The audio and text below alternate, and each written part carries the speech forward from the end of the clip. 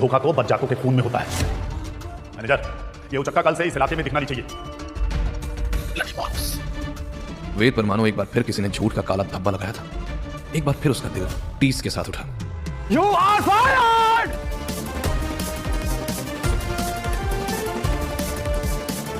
उसने कसम खा ली कि नौकरी चली गई तो क्या, वो सोनिया को अपनी जिंदगी से नहीं जाने देगा। वो जानता था कि इतने पैसों में उसे कोई महंगा फोन तो नहीं मिलेगा, पर एक कम दाम वाला स्मार्टफोन जरूर मिल जाएगा। और वो ये भी जानता था कि इन पैसों को यूज करने के बाद उसकी जेब पूरी तरह खाली हो जाएगी और उसके लिए खाने तक के पैसे नहीं बचेंगे। लेकिन उसके दिल को अभी किसी और चीज की भूख थी, और वो थी सोनिया के चेहरे पर एक प्यारी सी स्माइल की।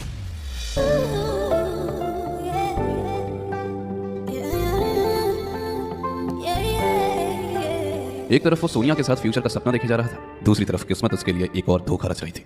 वेद घंटी बजाने ही वाला था कि उसने देखा दरवाजा थोड़ा खुला है।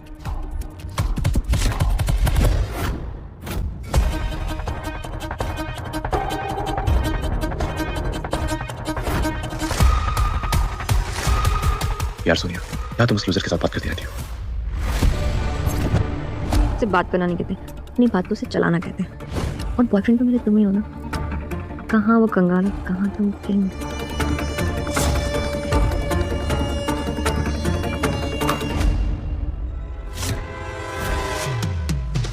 वेद, तो यहाँ अंदर कैसे आ गए?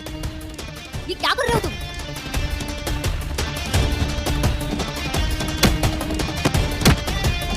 वेद, छोड़ उसको। तुम्हारी इतनी हिम्मत!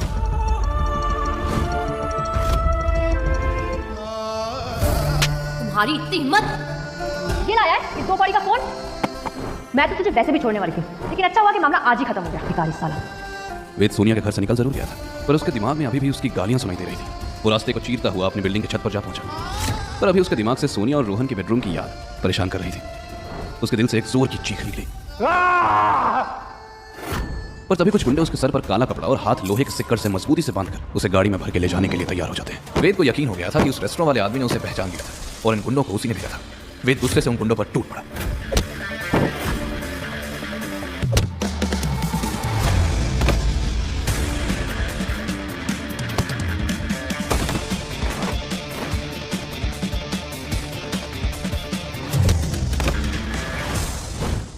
अचानक ही किसी ने उसकी पीठ पर बेहोशी का इंजेक्शन घुसा दिया।